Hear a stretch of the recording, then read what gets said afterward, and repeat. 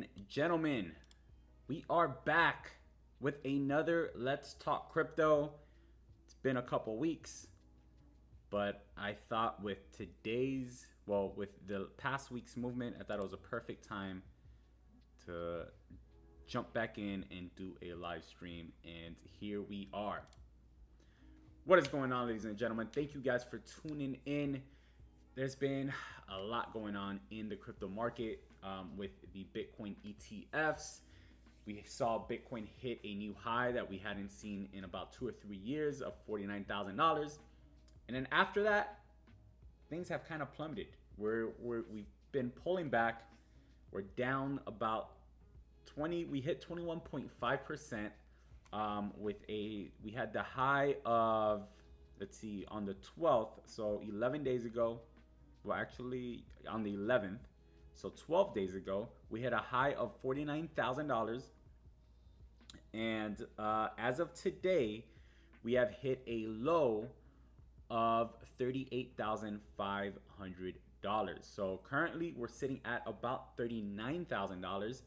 And we will see how things go from here. So today, in today's live stream, we're going to be going over what might be causing Bitcoin to drop. So we have a few different, there's a few different possible reasons why this has been happening.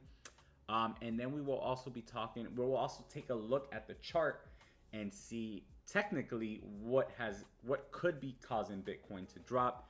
And then we'll be looking for what could be the bottom of this move. Where's the bottom? Where are we gonna get that bounce?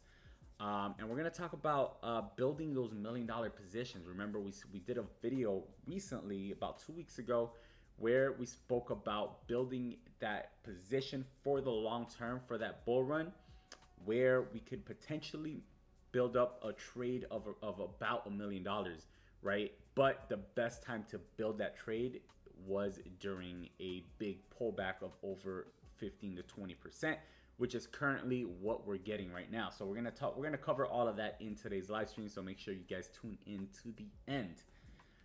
So without further ado, let me go ahead and pause the music, and then we'll jump over to the monitor. Pause the music there. Well, I think I could just lower it a bit. All right. I don't know if you guys can still hear it or not, but as long as it's not overpowering my voice, then we should be fine. So let's go ahead and jump over to the chart here. So as you guys can see, the main thing here is we have this massive fall off. And if we just kind of zoom out a bit, let's go to the weekly. And let's actually change, because I have a lot of things drawn here on this chart, a lot of things that we've been tracking. So let's change to a cleaner chart. And this right here is basically as clean as you can get. Let's go to the monthly. And right off the bat, you can see that this monthly chart, it becomes a little obvious, right? So we had the big move up. Then we had a big resistance up here, which is exactly where the rejection has occurred. And currently we have a bearish pin bar. So bearish pin bar is a bearish signal, of course. It basically indicates a reversal, trend reversal in the future, basically, right? So in this case, it would be in the immediate future. Because we still have the Bitcoin halving coming up, and we'll talk a little bit more about that, what that means, and what we can expect with the Bitcoin halving coming up, what we can expect with prices, right? So currently you can see we're sitting at about $39,100, and we've hit that resistance. We're now getting close to this Fibonacci support. So this Fibonacci support is sitting right around $37,000, right? And you can see that this level has been very big in the past. You can see it's been big here. It acted as both support and resistance. And then once again here, acted as big support. And then when we lost it, you can see these massive moves to the downside when we lost that support there. So because of that, I'm expecting this to be once again a big level here for Bitcoin, a big level of support overall. And you know, we had a breakout above it, right? So this right here was the breakout over the last 2 months. We broke above it.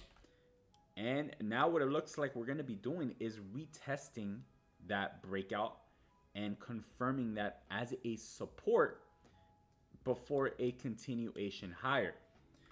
So that's why I'm saying, even though we're down 21%, even though it's been such a big pullback, this is a healthy correction overall for Bitcoin's price.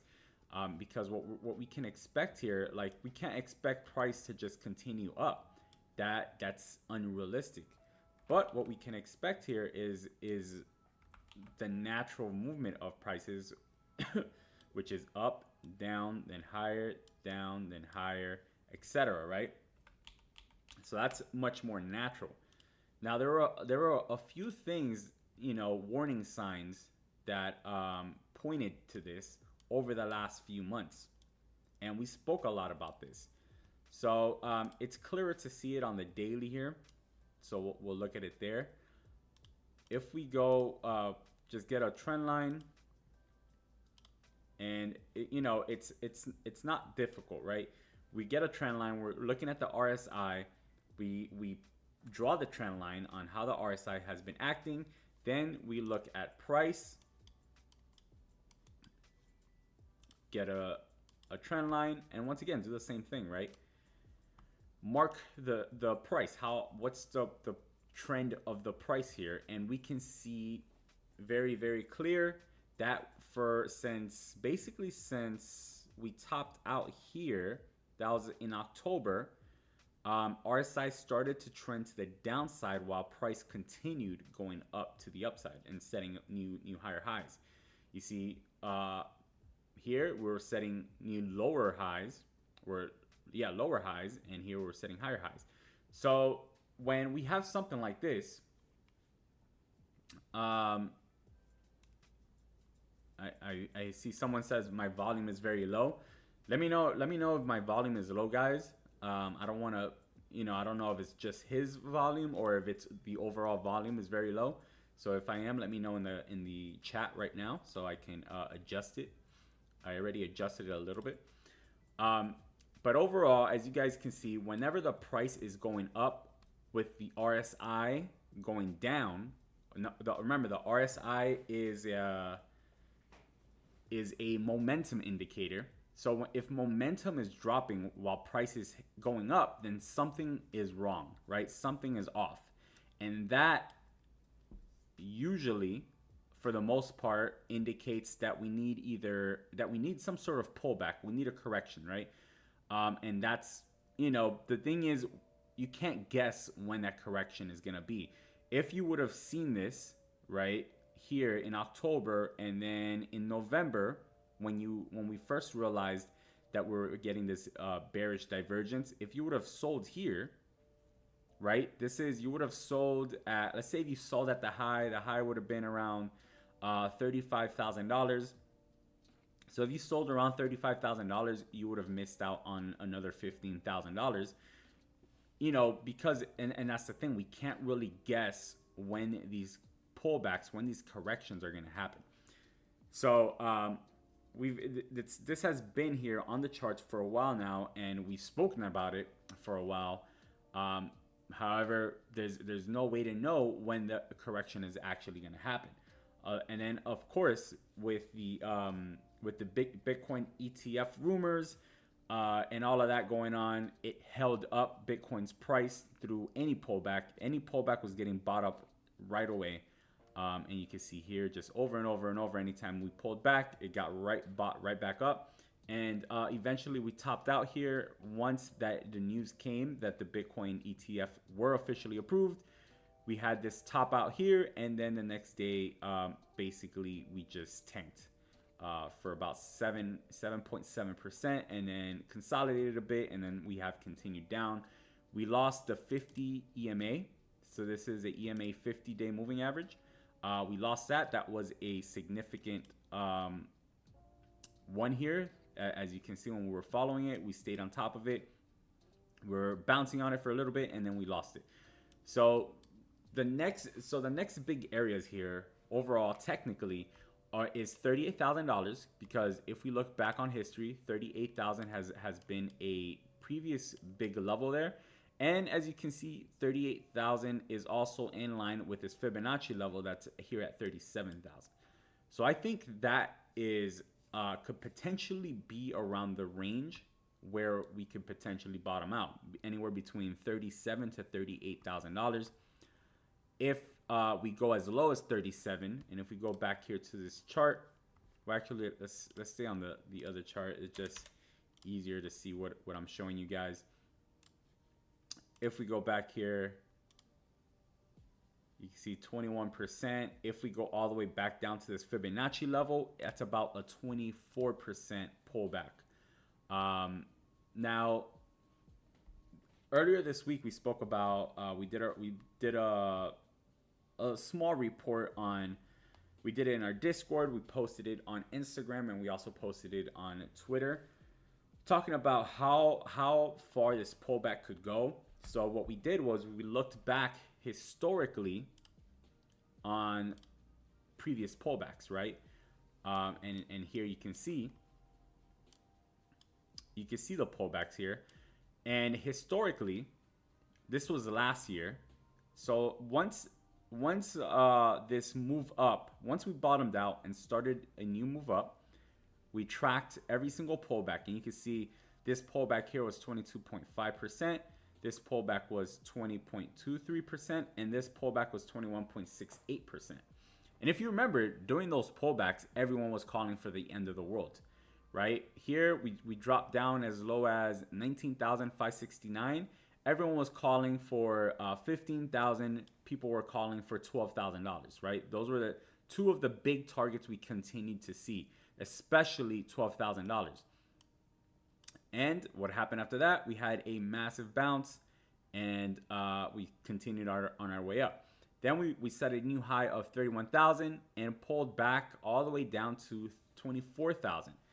Now, if you think back during that time period, this was mid-2023, people were calling once again for a retest of 20,000, for a retest of 18,000, and again, we got these $15,000 and $12,000 targets once again. None of that happened. Bitcoin continued up. Then again, we hit a new high, 31,000, 32,000, right? And then we pulled all the way back to a low of 24,920. Once again, when we were here, people were calling for a pullback to $20,000, saying that the CME gap, et cetera, pullbacks to 18,000, and of course those targets of $12,000 were still being called out. Of course, Bitcoin bounced. So I tell you guys all that so that you realize, when we're in the thick of it, it feels like it could be the end of the world. It feels like we could just continue to drop and drop and drop, and there'll be, we won't go back up. But that's why I like to zoom out and look at the past. Now, I'm not saying that the biggest pullback we had last year was 22.5%. We're literally 1% off. I'm not saying that we're gonna go only to 22.5%, because if we look back at the previous bull run, last year alone was not enough data, so we wanted to get a little bit more data, and we looked at the previous bull run, and you'll see that during that previous bull run, we had very similar things. And the only thing we're not going to look at is the pandemic, because obviously that was a black swan event. So we're not going to look at that. But here you can see we had a pullback 18%, pullback of 21%, 11%, 31%, 26%, right?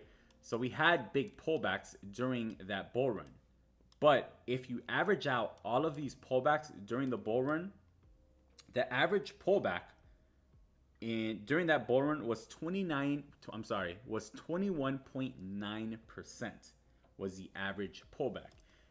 If we average out all the pullbacks last year in the entire year of 2023, the average pullback was 21.47%. So we're starting to see a trend, right? And of course, in the previous bull run, the biggest pullback was 31%. So that lets you know that that's a possibility, right? And the biggest pullback last year was 22.5%. So we're currently sitting at 21. If we said, okay, we're gonna go to 22.5, that's around $38,000. If we spoke about 37,000, where that Fibonacci level is, that's about 24%, right, from the highs. And let's say that we went to the high, a 31% pullback like we saw during the previous bull run. Something like this. That gives us a target of about $33,000. Now, I honestly, personally, I don't think we're going to get a 31% pullback. But it is in the cards. It is in the probabilities. Now, although it might have the lowest amount of probability, it still is a probable scenario for the price here of Bitcoin. So that's something that we need to keep in mind. A 31% drop off is a possible scenario here. Now, another thing that we need to think about is the Bitcoin halving. Right? So the Bitcoin halving is approaching, and it's approaching quickly. Let me see here. Bitcoin halving countdown.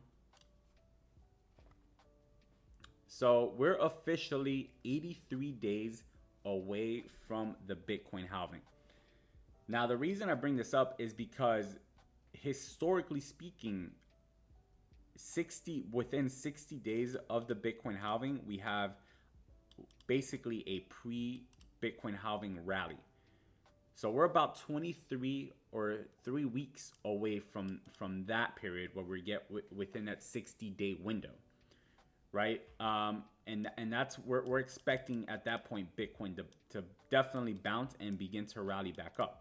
Now, how high can it rally? I'm not sure. Maybe back to this $50,000 range. I think that's definitely a possibility. But first, we're gonna have to survive these next 3 weeks.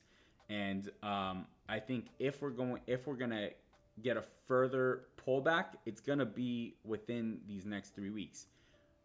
So something that could happen is we could see things consolidate here around $38,000, $39,000, $40,000, and then for the next 3 weeks or so, and then once we get within that 60-day period, then we could potentially start to see price get back above 40, 42, 45, and potentially all the way up to 50 again.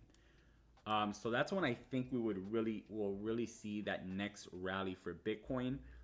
Until then, and so for the next 23 days, anything could happen, basically. So we have to play it very, very carefully here, and as safe as possible, because this is a probability. There's a few different probabilities. A 31% pullback, although it didn't happen at all last year. We didn't have these massive moves that we've had this quickly. So last year's moves, although we did have big moves, they weren't as fast, right? So they took more time to develop. You can see, all this time for consolidation, all this time for consolidation, all this time for consolidation. Look how quickly this has been. There's been, after the big moves, there's been no consolidation. It's just continued up and continued up. So because of that, we could see a pullback, a deeper pullback than what we saw last year, which its deepest pullback was 22.5%. But right now we're at 21.5%, and that was about the average during 2021 bull run and last year.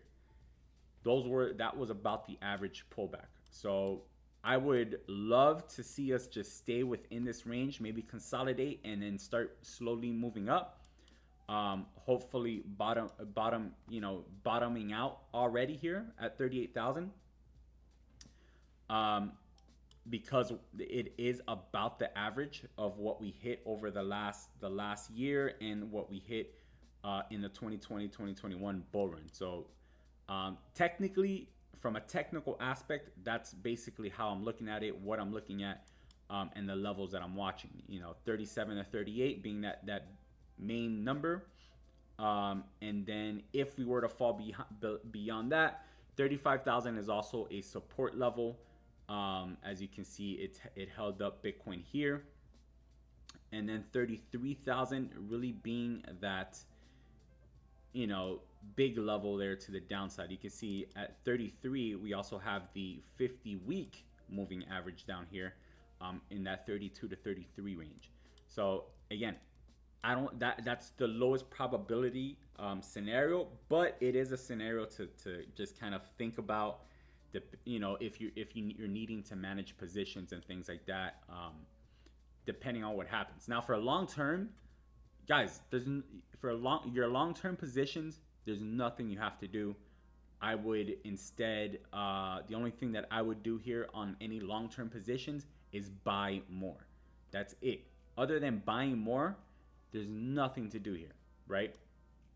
For long-term positions, this is a perfect opportunity. If you have missed out on any of this rally, this is the perfect opportunity now to add to your long-term portfolio, long-term positions for the next 2 years.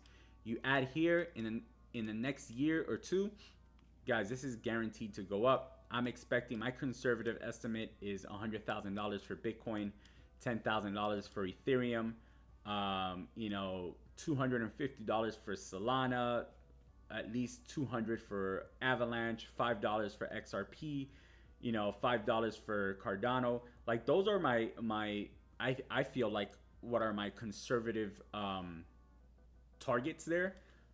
So if you guys have not added enough, if you don't feel like you have enough and you have some extra cash laying around that you're not doing anything with, this is a time to use it. This is a time to buy, right?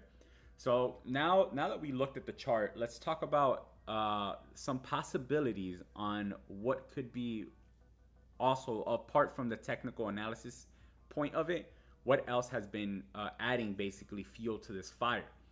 Now, one of the main things that has been happening here, and let me pull it up really quick. What was it? FTX. So let me pull up FTX real quick. So what happened with FTX? Let's pull this up here. So FTX has sold about $1 billion of Grayscale's Bitcoin ETF, which explains much of the outflow, right? So let's just kind of go over this article together so that you can understand it. So let me see. Let me go to where it actually starts talking. All right. So investors, and this has to do with Grayscale Bitcoin Trust, GBTC. So when the Bitcoin ETFs were approved, Grayscale's Bitcoin Trust converted their fund into an ETF as well. And after that, investors sold more than $2 billion worth of GBTC since it was converted. So, and then the thing is that a large chunk of that was FTX's bankruptcy estate dumping 22 million shares, which was worth about $1 billion. So that's where a lot of the outflow is coming from right now. Now, because, and as you can see here, in theory, now that FTX is done selling its substantial holdings, the selling pressure could ease since a bankruptcy estate liquidating holdings is a relatively unique event. So that could be part of the reason what's been adding on to the sell pressure recently. Basically $1 billion worth of Bitcoin has been getting sold as they've been liquidating their position in GBTC. So that's one thing that could be basically adding on to the sell pressure there. And is one thing that I definitely wanted to point out here during this live stream. Let me take a drink of water real quick.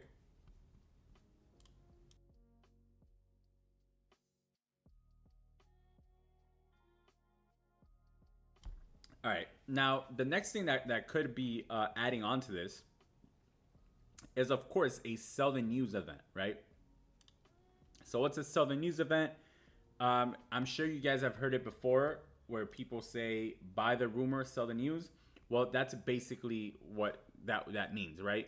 Where people were buying down here, right? In September, October, November, that's when this ETF news began, right? And you can see how Bitcoin rallied during that time. So imagine if the people that bought, when they bought the rumor, they bought around, let's say they bought at around $26,000 to $30,000, in that range. $26,000 to $28,000 probably is more likely. So within $26,000 to $30,000, they bought. Let's see what that looks like. Let's say they bought at 30. Let's say they bought at 30, and it went all the way up to $49,000 if they sold there, right? That's a 63% gain within, let's see, from October to January. So in a quarter, basically, in 3 months, they went from, if they bought at $30,000, or if they bought at, where is this? This is about $30,000. If they sold up here in 3 months, they just made a 63% return. So if you have a whole lot of money, let's say you have $100 million, you just made $63 million. You could probably just sell everything and just sit out for a while, right? So that's kind of what we've been seeing here, where a lot of these big money firms, institutional investors, probably bought on the rumors of the BlackRock ETFs, and then as soon as it was approved, they took that advantage of that to sell up there while media was covering it so much, right? So remember that during the ETF week for Bitcoin, it was everywhere. There was all over the media. That's all they were talking about on any show that had to do with finance. There are commercials, so retail, that's when the retail craze starts. And that's what, pushes the price all the way up where it tops out. And then what happens, all the people that bought down here sell and dump on all these people that are buying now based on all the media coverage, right? So they get dumped on. Bitcoin's dropped 21.5%. And now they might start buying again, right? Those people that sold up there, now is a time where they could potentially begin to fill their bags back up. So that's why we have to watch what happens here, because basically the way that the markets work is that they want the average retail investor to suffer, right? They want them to suffer as much as possible. And they want to cause the max pain to the point where you start selling, right? That's what these are. These are shakeouts. They want you to sell your Bitcoin, right? And once the retail begins to sell, maybe you're like, nah, I'm gonna just hold, right? At 10%, they're like, yeah, that's fine, I'll hold. At 15%, okay, it's down 15, but I know we're gonna bounce, I'll hold. At 20%, now people start to panic at 20%, right? Now they're down 20%. So if they bought $1,000, now they only have $800. 20%, they might start panicking here, and this is where people might start panic selling. If we get to 25 or 30%, then retail is really going to be panicking.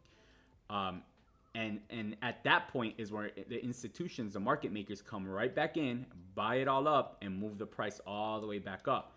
And then Bitcoin will set new highs above 50, even retest. I think the next leg up could potentially retest the previous all-time highs. So what's going to happen when we retest all-time highs? I think we're going to get something similar to what we're seeing right now, right? I think that what's going to happen here is we're going to reach our max pain point, retail is gonna panic sell, institutions come back in, buy it all up, push prices back up all the way to previous all-time highs. Once we get back to those previous all-time highs, potentially even set a new all-time high, what happens? Bitcoin is all over the news again. Bitcoin is all over the media. Media starts covering Bitcoin like crazy. The ETF companies start running commercials for Bitcoin ETFs. All that begins to happen again, drives in more retail.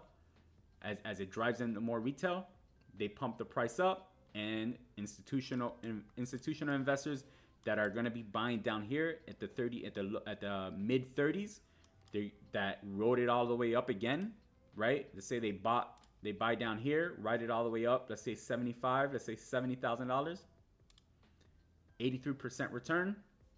And what do? They're going to dump it on everybody once again. They'll dump on retail. So this will probably pull back another 20 something percent, right? Back down to $50,000 or so.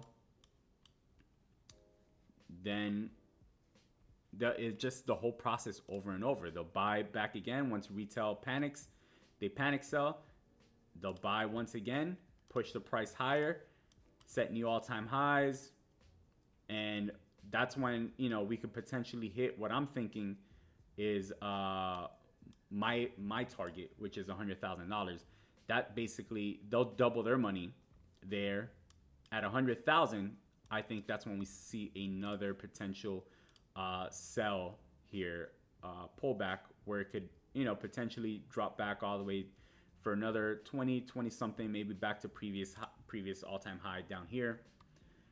And then at that point, I would think in 2025. And then at that point, I think once again, we get one last push maybe there, where they come back in, buy back at $70,000, push price to like 140, 150, maybe even 200 plus.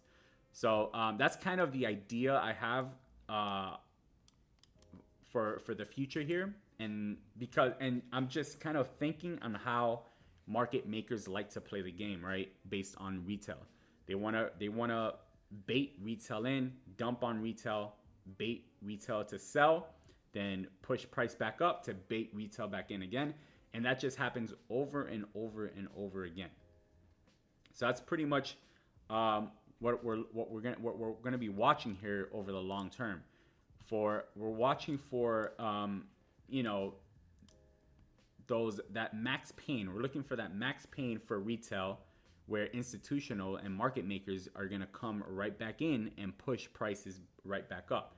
And then we look for those points, right? So this was a perfect point here, 49 grand to dump on everybody. I think the next big point is going to be at previous all-time highs, dump on everyone. And then after that, the next big selling point is going to be around $100,000, dump on everyone again. So we'll see how that works out. That's just kind of my idea. Now, let's talk about some potential trade setups here, and we'll wrap things up with this. If you guys have any questions about anything that we're covering or that we've covered already, let me know in the chat, and I'll be more than happy to answer those questions for you guys.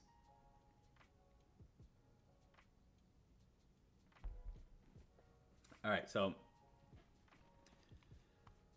let's see.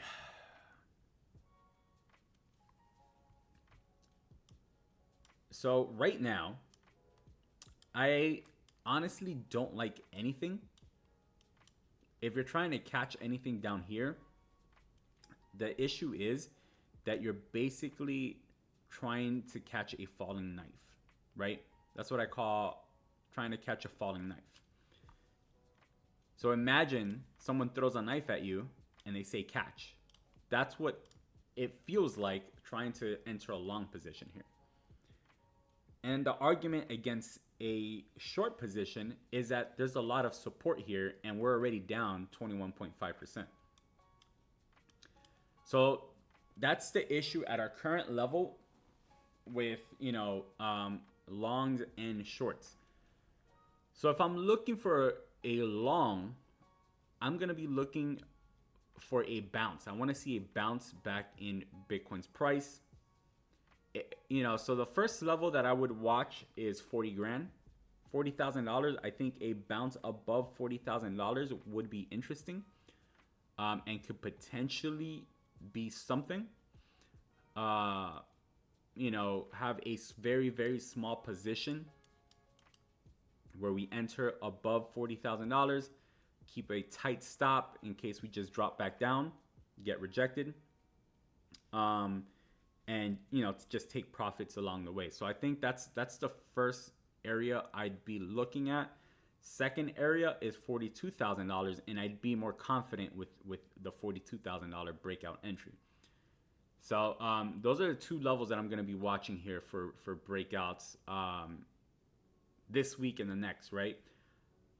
If we fall further at 38,000, let's say if we fall below 38,000, then I'd potentially be interested in a bounce back above $38,000.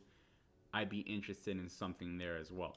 So those are the three different areas that I'm currently watching. As far as short positions, I'm honestly not looking to short. One, we're down already 21.5%. Two, the overall trend is to the upside.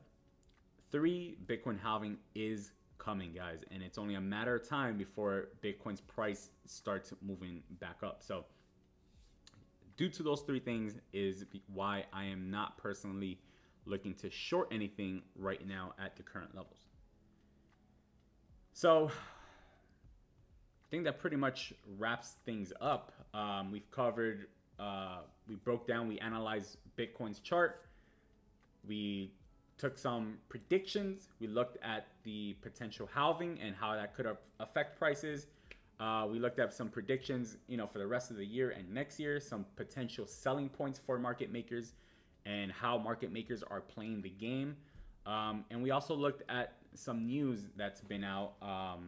FTX putting sell pressure on Bitcoin through selling GBTC. We got the Sell the News event. So a lot of different things, right? That all kind of just came together as a perfect storm for a sell-off here for Bitcoin. So if you guys have any questions about anything that we covered, make sure to drop it in the comments. I'm always happy to answer those questions for you guys. I'm always checking them. So if you have anything that at all that you want to ask, feel free to drop it in the comments. Other than that, guys, again, this is a great buying opportunity for the long term, for the next 1 to 2 years. If I didn't, I'm adding to my positions as we speak today, over the next week.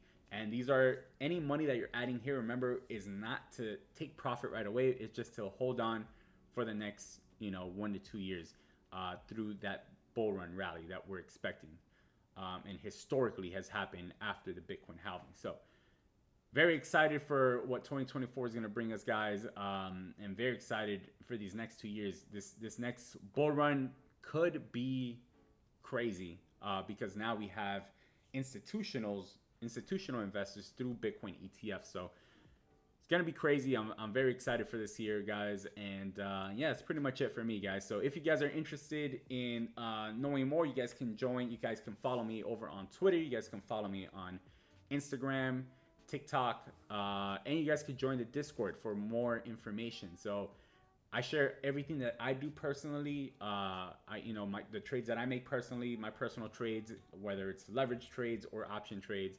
And then we also have an algorithm bot that gives out signals as well in the Discord. So you guys, if you want more information on that, you could join through the link in the description right now. So thank you guys so much. I'll see you guys on the next one. As always, peace and love.